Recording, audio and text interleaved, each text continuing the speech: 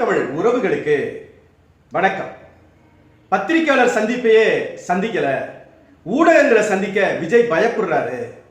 அவர் ஊடகங்களை பார்த்தா அவங்க என்ன கேள்வி கேட்டா நம்ம என்ன பதில் சொல்றோம்னு அவருக்கு பதிலே தெரியாது. அவருக்கு அரசியலே இல்லாதனாலதான் அவர் ஊடகங்களை சந்திக்க மாட்டேங்கிறாருன்னு பல்வேறு குற்றச்சாட்டுகள் விஜய் மேல. இதையெல்லாம் போக்குற விதத்துல தலை சிறந்த டிவியான என்டிடிவி, அதாவது நியூ டெல்லி டெலிவிஷன், அதாவது என்டிடிவிங்கிறது, அந்த மிகப்பெரிய பிரபலமான ஒரு மெயின் ஸ்ட்ரீம் மீடியாவான என்டிடிவிக்கு பேட்டி கொடுத்துட்டாரு. அவர் ஊடகத்தை சந்திச்சிட்டாரு அப்படின்னு உங்களை மாதிரியே நானும் சிறப்பியா சந்திச்சிட்டாரு, வளர்ந்துட்டாரு, அரசியல் அறிவு ஞானம்லாம் வந்துருச்சு, எங்கேயோ போய் பயிற்சி எடுத்து வந்துட்டாரு, இல்ல உள்ளத்தில் இருக்கக்கூடிய அரசியல் மக்களுக்கு ஏற்படக்கூடிய இந்த அவலங்களை எல்லாம் அப்படியே உள்ள இருந்து வெளியே எடுத்துட்டாரு, பேசிட்டாரு. அவர் சினிமால மட்டும் கிடையாது, அவர் அரசியல்லையுமே திரையில் மட்டும் கிடையாது, தரையிலையுமே விட்டு வெளுத்துட்டாரு அப்படின்னு உங்களை மாதிரி நானும் ஆர்வமா வலையொலிகளை போய் பார்த்தேன். ஆனா பேட்டி கொடுத்ததெல்லாம் உண்மைதானா? யார் சொல்றா? பேட்டி எடுத்தவங்களே சொல்றாங்க அதெல்லாம் உண்மைதான்றாங்க. அப்ப காட்டுங்கன்னு. அப்ப அவங்க என்ன சொன்னாங்க? இல்ல இல்ல, நான் பேட்டியெல்லாம் கொடுக்குறேன், ஆனா வீடியோ எடுக்கக்கூடாதுன்னு சொல்லிட்டாரு. சரி சரி விடுங்க, நம்ம நேரடியா காட்சியா பார்க்கணும் அவசியம் இல்ல, செவிவழி செய்தியாவது கேட்டுக்குவோம். சரி, அந்த ஆடியோவாவது இருக்குதா? அப்ப அந்த ஆடியோவை அனுப்புங்க அப்படின்னா, இல்ல இல்ல அவர் ஆடியோ ரெக்கார்டிங்லாம் பண்ணக்கூடாதுன்ட்டாரு. சரி, அப்ப எப்படிதான் நான் நம்புறது? போட்டோ மட்டும் இருக்குது, நாங்க 4 பேரும் போய் பேட்டி முடிஞ்ச உடனே அவர் கூட நாங்க புகைப்படம் எடுத்துக்கிட்டோம், அது இருக்குது சாட்சியா அப்படின்னு சந்தோஷமா சொல்றாங்க. இதை தாண்டி என்னமா ஒரு வலிமையானால் தெரியுமா, எவ்வளவு உறுதியா இருக்காரு தெரியுமா. நம்ம கூட என்னமோ நினைச்சிட்டு போனோம், ஆனா அவரு பயங்கர தன்னம்பிக்கையா இருக்கிறாரு. நம்ம கூட அவருக்கு ஏதோ கேள்விக்கெல்லாம் பதில் தெரியாது நினைச்சோம், டான் டான்னு பதில் சொல்றாரு அப்படின்னு யாரு? பேட்டியை பார்த்தவங்க சொன்னாங்களா? இல்ல, பேட்டி எடுத்தாங்க பாருங்க, அவங்க சொல்றாங்க. எப்படி சொல்றாங்க தெரியுமா? உலகத்திலே இல்லாதது, பேட்டி எடுத்தாங்கல்ல, அந்த பேட்டி எடுத்தவரே இன்னொரு பேட்டி கொடுக்குறாரு. அவர் அப்படி பேசினார், இப்படி பேசினார். ஒரு படத்துல சிறப்பா நடிச்சிருக்கீங்கப்பா நீங்க அப்படின்னு ஒருத்தர் சொல்ல, ஆமாமாங்க பக்காவா நடிச்சிருக்கீங்க, எனக்கெல்லாம் ஆஸ்கார் விருதே கொடுக்கலாங்க. அதுவும் அந்த கேரக்டர் இருக்கு பாருங்க, அந்த கேரக்டர்ல நடிக்கிறது சாதாரண விஷயம் இல்லைங்க, எனக்கெல்லாம் ஆஸ்காரே கொடுக்கலாம் அப்படின்னாரு. அப்படி என்னதான்பா நீ அந்த என்ன வேடத்துல தான்ப்பா நடிச்ச, என்ன கேரக்டராப்பா நடிச்ச அப்படின்னா, நான் பணமா நடிச்சேங்க அப்படின்னா. அது மாதிரி இருக்கு இந்த பேட்டி கொடுத்துட்டேன், ஊடகத்தை சந்திச்சிட்டேன் அப்படின்னு சொல்றது. ஊடகம் என்பது என்னங்க? முதல்ல சொல்லுங்க. ஊடகத்தை சந்திக்கல, சந்திச்சுட்டாரு அப்படின்னு உனக்கு காட்டணும். ஏன்னா ரொம்ப நாளா ஒரு கேள்வி இருக்கு, என்டிடிவி நடத்தக்கூடிய ஒரு நிகழ்வு கான்ஃபிளிக்ட், அதுல என்னது, முதலமைச்சர் இருக்காரு, துணை முதலமைச்சர் இருக்காரு, இதற்கு முன்னாடி இருந்த முதலமைச்சர் எல்லாரும் இருக்கக்கூடிய அதுல இவர் மட்டும் என்னங்க பனையூர் பண்ணையாருன்னா, பண்ணையார் கூட பஞ்சாயத்து பண்றதுக்கு ஆலமரத்துக்கு கீழே உட்காருவாருங்க. ஆலமரமும் அரசு மரத்துக்கு கீழே உட்கார்ந்து பஞ்சாயத்து கேட்கறதுக்காக பண்ணையாரா இருந்தா கூட உட்காருவாரு, வருவாரு வெளியில. ஆனா இவர் அதுக்கும் வர்றது இல்லை. ஏங்க தூய்மை பணியாளரா, என்னை வீட்டில் பாரு, வெள்ளத்தில் ரொம்ப பாடுபட்டுட்டியா, உனக்கு நான் நிவாரணம் தர்றேன், என் வீட்டில் வாங்கிட்டு போ. யார் போராட்டம் நடத்தியா எனக்கு நேரில் என்னை வீட்டில் பார்த்துட்டு போ. 41 பேரை கொண்டுட்டேனா பரவாயில்ல, எல்லாரும் முந்தியெல்லாம் சாகும்போது அடுத்த தெருலேருந்து வரும்போது ஒப்பாரி வச்சுட்டே போவாங்க அந்த இளவு வீட்டுக்கு. இவர் காவு செலவு கொடுத்தான் பாருங்க, அவனை பூரா பேத்தியும் சென்னைக்கு வர வச்சு ஸ்டார் ஹோட்டல்ல கூப்பிட்டு வச்சு ஒப்பாரி. இது கடைசியில் எங்க வரைக்கும் போய் நின்றுச்சு? ஊடகங்களை கூட எல்லாரும் போறான். முதலமைச்சரை விட நீ பெரிய ஆளா? முதலமைச்சருக்கு உட்கார்ந்துருக்காரு, ஆனா இவரு என் வீட்டுக்கு கூட்டிட்டு வா, என் வீட்டுக்கு வா, நான் பேட்டி தரேன். அது எப்படி தெரியுமே, நீ வீடியோ எடுக்க கூடாது, ஆடியோ ரெக்கார்ட் பண்ணக்கூடாது, போட்டோ மட்டும் எடுத்துக்க, கேட்கிற கேள்விக்கு நான் பதில் சொல்றேன் அப்படின்னா, பதில் சொன்னது விஜயா இல்ல விஜய்க்கு பக்கத்துல உட்காந்து வேற யாரும்? இதை எப்படி நம்புறது? எதற்காக நீ வீடியோ எடுக்க வேணாம்னு சொல்ற? என்ன மேக்கப் போட நேரம் ஆயிருமா? இல்ல ஆக்ஷன் கட் அப்படின்னு சொன்னாதான் பேச்சு வருமா? எதற்காக? சரி வீடியோ வேணாம், ஒரு ஆடியோ ரெக்கார்டிங் கூட அனுமதிக்கல. வெளியே வந்தா கூட்டம் வந்துடும், அதனால இங்க வர முடியல, அதனால எல்லா பேரும் வீட்டுக்கு கூப்பிடுறீங்க, நம்பிடுவோம். அது எதற்காக வீடியோ எடுக்கல, எதற்காக ஒரு ஆடியோ ரெக்கார்டிங் கூட சொல்ல முடியுமா? முடியாது. நான் ஊடகங்கள்கிட்ட ஒரு கேள்வி கேட்கிறேன், ஊடகங்கள்கிட்ட ஒரு கேள்வி. கேட் டு கேட் போறீங்களே, என்ன ஹேர்கடா போறீங்க? எதுக்கு போறீங்க? உங்களவே மதிக்கிறதே இல்லை, சட்டம் பண்றதே கிடையாது. பனையூர்ல அந்த வீட்டுல இல்லனாக்க நீலாங்கர வீட்டுல அந்த கேட்ல நிக்கிறீங்க, ஃப்ரேமை ஃபிக்ஸ் பண்றீங்க, வர்றார் வர்றார் விஜய் வர்றார், வெளியே வர்றார் வெளியே வர்றார். அப்படியே அவர் கார் எடுக்கிறீங்க, அந்த கார் அப்படியே போயிட்டே இருக்கு, கார் டிக்கி எடுக்கிறீங்க, அப்படியே போறார் போறார் போறாரு, பின்னாலேயே விரட்டிட்டு போறீங்க. திரும்ப அவர் எங்கேயாவது இடத்துக்குள்ள போறாரு, அந்த அந்த அந்த கேட்டுக்குள்ள போயிடுறாரு, அப்படியே அந்த கேட்டை ஃப்ரேம்ல நிப்பாட்டுறீங்க. இது என்னடா கேட் டு கேட் அப்படின்னு படம் வேணா எடுப்போமா? எத்தனை நாளைக்கு இப்படி தெரிய போறீங்க? உங்களுக்கு எல்லாம் மானம் வெக்கம் சூடு சுரணை ஏதாவது இருக்குதா? போலாமா நீ முதல்ல? உன்னை மதிக்கிறானா? உன்னை போட்ட பேசுறானா? இங்க உள்ள மீடியாவே இல்லை இல்லையா? இங்க உள்ள மீடியா இல்லை. அந்த இங்கிருந்து என்டிடிவி வந்து அதுவும் வீடியோ ஆடியோ இல்லாம ஒரு பேட்டி தருவார் இல்லையா? ஏன் நீ எல்லா பேருமா சேர்ந்து ஏன் நிராகரிக்க மாட்டேங்கிற? சொல்ல முடியுமா? சொல்லு. இங்க இருக்கிற மீடியாவுக்கு தெரியல. ஏன் எல்லா பேரும் நிராகரிக்க தவற? ஏன் தவற? பிச்சைக்காரன்டா கதவு கேட்டுக்கு நிப்பான். பிச்சைக்காரனோட கேவலம் இன்னைக்கு ஊடகத்தை நடத்துறான், போய் நிக்கிற. இத்தனை பேர் போனாலும் என்டிடிவில 4 பேர் போயிருக்காங்கல்ல, நீ என்ன கேள்வி கேட்ட? ஓ இப்படிதான் கேட்பீங்க? என்ன உட்கார வச்சு நாயை தடவி கொடுக்குற மாதிரி தடவி கொடுத்துட்டு செல்லம் குஞ்சிட்டு வந்திருக்கீங்க. ஏன்னா உங்களுக்கு கேள்வி கேட்க தெரியலனா என்ன மாணவங்க அங்க போற? கேள்வி கேட்க போற? எதுக்கு போற? வீடியோ கிடையாது, ஆடியோ கிடையாது, டீ குடிக்க போனியா? இதே இது அண்ணன் சீமானா இருந்தா எவ்வளவு கேள்வி கேட்கிற? என்னைக்காவது மனுஷன் அசந்திருக்காரா? சோர்ந்திருக்காரா? எத்தனை மணி நேரம் நீ என்னத்தை வேணா கேளு. உலக அரசியல் கேளு, இந்திய அரசியல் கேளு, தமிழ்நாட்டு அரசியல் கேளு, எதை வேணா கேளு. பதில் சொல்றாருல, கேள்விக்கு பதில் சொல்றாருல. நீயே வந்து என்ன பண்ணிடுற? சோர்ந்துடுற. அப்புறம் அவர் கேட்கிறாரு, வேற ஏதாவது கேள்வி இருக்கா, வேற ஏதாவது கேள்வி இருக்கா, வேற ஏதாவது கேள்வி இருக்கான்னு அவர் உன்னே கேட்கிறாரு. இன்னும் பல இடங்கள்ல நீ கேட்ட கேள்விக்கு அவர் எதிர்கேள்வி கேட்கிறார். உன்னே சொல்லுப்பா அப்படின்னு கேட்கிறாரு.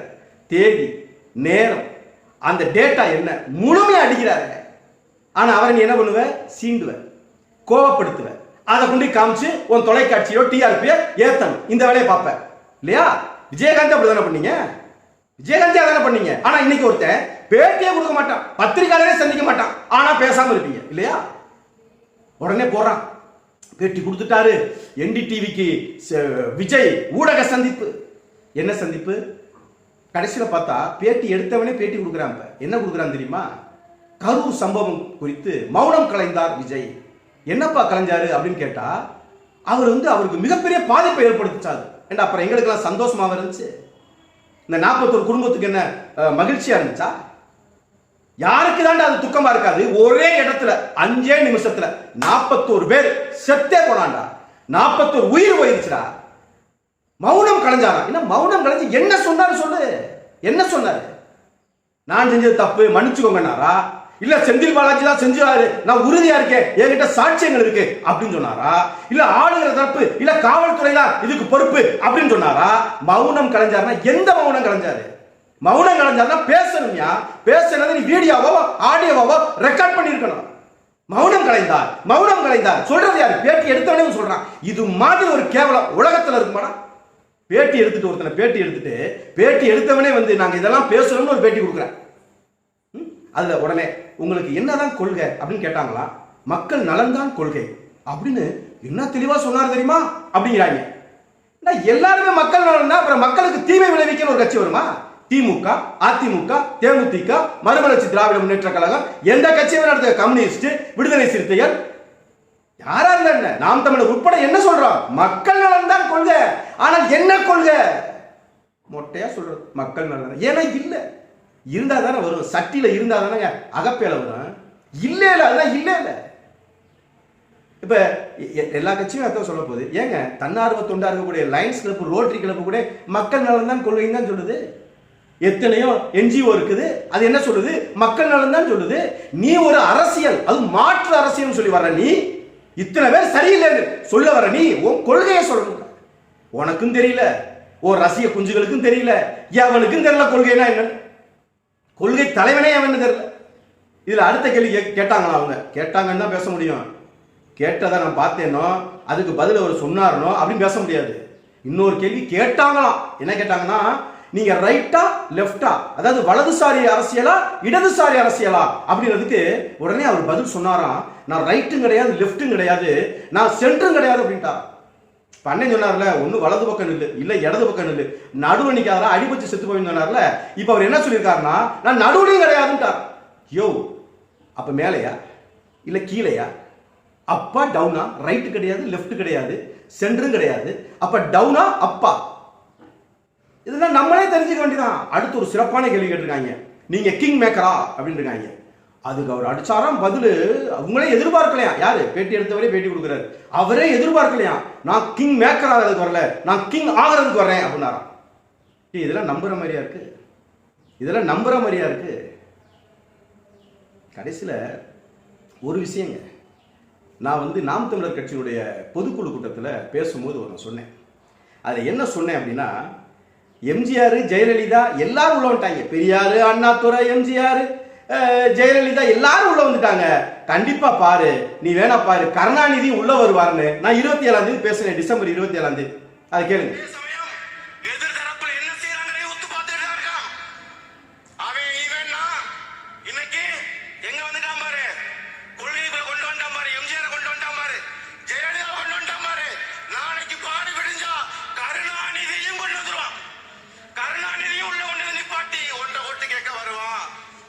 முடிஞ்சா இப்ப என்ன சொல்லியிருக்கிறாருன்னா, என்டிடிவிக்கு கருணாநிதியும் என் ரோல் மாடல் தான். முடிஞ்சா பெரியார் உள்ள வந்துட்டாரு, அண்ணா உள்ள வந்துட்டாரு, எம்ஜிஆர் உள்ள வந்துட்டாரு, ஜெயலலிதா உள்ள வந்தாச்சு, கருணாநிதி உள்ள வந்தாச்சு, காமராஜர் உள்ள வந்தாச்சு. அப்ப இவங்க தானே இந்த நாட்டை ஆண்டாங்க, இவங்க தானே ஆண்டாங்க. இன்னும் 2 பேரை விட்டுட்டீங்கப்பா, அவங்களையும் சேர்த்துக்கோங்க. ஓமாந்தூர் ராமசாமி ரெட்டியாரு, இங்கிட்டு ஜானகி அம்மாள், அவங்களும் முதலமைச்சராக இருந்திருக்கிறாங்க. இனி அதையும் சேர்த்துக்க, ஏன் விடுற? இங்க தமிழ்நாட்டை ஆண்ட எல்லா பேரையும் உள்ள கொண்டு வந்துட்ட. நல்ல வேலை இபிஎஸ் ஓபிஎஸ் சாகல, செத்து இருந்தா இபிஎஸ் ஓபிஎஸ்ஸையுமே ரோல் மாடல் தான் சொல்லியிருப்ப. அப்ப இது வரைக்கும் ஆண்ட எல்லா பேரும் உனக்கு ரோல் மாடல். ஆனா அவன் பூரா தீய சக்தி. ஏதாவது ஒண்ணுதானே உண்மையா இருக்க முடியும். இவன் பூரா நல்லவன், இவன் பூரா உனக்கு ரோல் மாடல்னா என்ன ஹேருக்கு நீ கட்சி ஆரம்பிச்ச? எதுக்கு ஆரம்பிச்ச? இப்ப தெரியுதா? பூரா பேர் ரோல் மாடல், ஆனா பூரா பேர் தப்பு பண்ணவங்க. அப்ப ரோல் மாடல் எது? தப்பு பண்ணவேனா ரோல் மாடல், தீய சக்தியை உருவாக்குறவனா ரோல் மாடல். அப்ப இவர் ரோல் மாடல் தீய சக்தினா இப்ப இவர் என்ன செய்ய வந்திருக்கிறாரு? ஜனநாயகன் படத்தை பத்தி கேட்டிருக்காங்க. ஆமா ஆமா, அதுக்கெல்லாம் எதிர்ப்பு வரும்னு எனக்கு தெரியும்ல. அதற்கு என்ன எதிர்வு நாட்டுன? அதற்கு என்ன எதிர்வினை? சின்னம் கிடைச்சது, விசில் கிடைச்சது எனக்கு பெரிய மகிழ்ச்சி, பெரிய வெற்றி. இது சின்னம் கிடைச்சதே வெற்றியா? சின்னத்துல ஓட்டு விடுக்கணும், அதுதான் வெற்றி. அதை விட்டுட்டு இறைவனா ஆசிரியா பார்த்து எனக்கு செஞ்சது, கடவுளா பார்த்து எனக்கு கொடுத்தது எது? விசில். அதான் சொல்லுவாங்கல்ல, உன் எண்ணம் போலதான். இதே இது நாம் தமிழர் கட்சிக்கு விவசாயி சின்னம் வந்துச்சு. அண்ணன் சீமான் என்ன சொன்னாரு? எங்கள் எண்ணம் போலவே எங்கள் சின்னம் விவசாயி அப்படின்னாருல. உன் எண்ணம் போலயே பிகில் விசில், இவ்வளவுதானே. ஏன்னா அதை விசில் அடிச்சு தானே உன்னை இந்த புகழை கொண்டு வந்தான். அப்ப உன்னுடைய எவ்வளவு தரந்தாழ்ந்த அரசியல் உங்ககிட்ட இருக்கு பாரு. ஒரு விசிலை சின்னமா பெற்றுட்டோம்னு திரைப்படத்தில் என்கிற படத்துல காத்த விசிலே உனக்கு வந்துருச்சுன்னு, இந்த விசில் அடிச்சா கொஞ்சம் இப்படிதானே அடிப்பாங்கன்னு இதை பார்த்து வளர்ந்து இதை பார்த்து நீ அரசியலுக்கு வந்திருக்கேன்னா உன் அரசியல் எவ்வளவு கேவலமானது. ஊடகங்கள் என்பதுங்க மக்களுக்கும் அரசியல்வாதிகளுக்கும் ஊடகம் பாலமாக அமையணுங்க. பாவமா அமைஞ்சிடாதீங்க. என்டிடிவி மாதிரி ஒரு மெயின் ஸ்ட்ரீம் மீடியா எல்லாம் இவ்வளவு கேவலமான தரங்கட்ட செயலை செய்யாதீங்க. உங்களுக்கு எங்க இருந்து அழுத்தம்னு எங்களுக்கு தெரியல. ஆனால் இப்படிப்பட்ட தரங்கட்ட செயலை இதை ஒரு ரோல் மாடலா ஆக்கிறாங்க. இதை ஒரு ரோல் மாடலா ஒருத்தர் வீடு தேடி போய் இவ்வளவு கேவலமா போவீங்களா? ஊடகங்கள்லாம் இவ்வளவு கேவலமா போவீங்களா? நான் மறுபடியும் சொல்றேன், கேட் டு கேட் போற இந்த மீடியாக்களுக்கு நான் சொல்றேன், தயவு செய்து அந்த அருவருக்கத்தக்க அந்த செயலை தயவு செய்து செய்யாதீங்க. எல்லா பேரும் சேர்ந்து நிராகரிங்க, அவனை நிராகரிங்க, அவன் உங்க பாதைக்கு வருவான். விஜய் வீரன் அல்ல, விஜய் கோலை.